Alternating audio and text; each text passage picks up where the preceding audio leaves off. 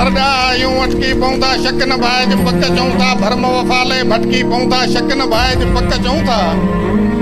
असी न रहज़न असी न राशि असी न गुमराह असी न वैशी असी ता पूजूं मज़हब असांजो असी फ़िक्र फ़र्द बि ॼाणूं असी गुलनि जा रखवाला आहियूं असी दिलनि जो दर्द बि ॼाणूं सच पुछी से साबिया थींदा असांजे पोखिया ख्वाब नगर में प्रेम नगर जा प्यासा पंछी आणे बीहंदा आब नगर में मञूं था छातियूं छिनियूं बोंदियूं ॾुआगणियूं बि सुहागणियूं बि मञूं था रातियूं रुनियूं बोंदियूं ॾुआगणियूं बि सुहागणियूं बि असां ते रोकियो अवां ते टोकियो असीं था सोचियूं अवें बि सोचियो जज़ा बि ईंदी कज़ा बि ईंदी मञूं था सूली सज़ा बि ईंदी असीं बि कंहिंजे कारण किथ किथ लटकी पऊं था शक न बाइज पक चऊं था अरड़ा आहियूं अटकी पऊं था शक न बाइज पक चऊं था असीं मञूं था ख़ुदा उहो ई सजन खां सदा उहो ई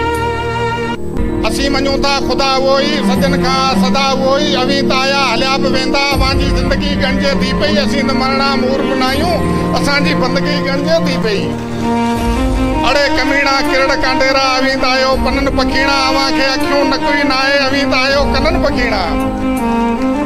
अवीं ॿुधो छा अवीं ॾिसो छा अवां खे ख़ुशबू अचे ई नथी अवीं त गटर जे गडरू जहिड़ा अवां खे बदबू अचे ई नथी अवां खे लानत अञा जियो पिया इन्हनि अफ़ालनि खाओ पियो पिया बुतनि खे पूॼो कुतनि खे पूॼो अवीं त झरलू जुतनि खे पूॼो असीं अवां जी आदत खां ईअं झटकी पऊं था शक न बाइज पक चऊं था अरड़ा आहियूं अटकी पऊं था शक न बाइज पक चऊं था इन्ही उन्ही जी ॻाल्हि कजे छा इन्ही उन्ही सां हाल कजे छा इन्ही उन्ही जी ॻाल्हि कजे छा इन्ही उन्ही सां हाल कजे छा ही बि अहिड़ा हू बि अहिड़ा ही हो मिड़ई अहिड़ा तेड़ा इन्ही उन्ही जी हालत साॻी इन्ही उन्ही में फ़र्क़ बि कहिड़ा हुजे काल कमीणा माण्हू लालच मथे लेटी पिया हुआ हिकिड़ी साहित सुहाई लाइ चंड बि चोॾहीं चेती थिया हुआ केरु वधाए कंहिंखे जलजे कंहिंजे मुंहं ते तांगी मलजे इन्ही उन्ही मां कंहिंखे पलजे कंहिंजे मुंहं ते तांगी मलजे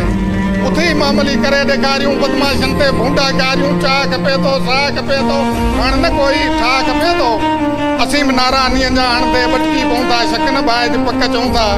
अरड़ा आहियूं अटकी पऊं था शक न बाइज पक चऊं था